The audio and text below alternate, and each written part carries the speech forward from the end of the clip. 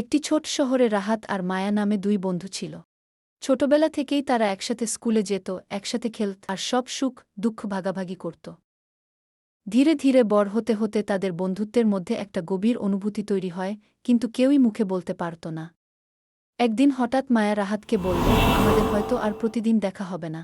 বাবা অন্য শহরে চাকরি পেয়েছেন, কালই চলে যেতে হবে গ। কথাটা শুনে রাহাতের চোখে পানি চলে এলো। সে অনেক কিছু বলতে চেয়েছিল, কিন্তু শব্দ খুঁজে পাচ্ছিল না। শুধু বলল, তুমি গেলে আমার সাথে কথা বলবে তো?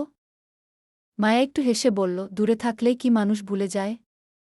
তুমি তো আমার সবচেয়ে ভালো বন্ধু গো। পরের দিন স্টেশনে বিদায়ের সময় দুজনেই চুপচাপ দাঁড়িয়েছিল।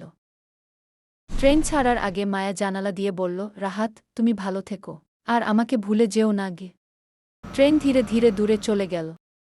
রাহাত অনেকক্ষণ পর্যন্ত দাঁড়িয়ে রইল, চোখে জল নিয়ে।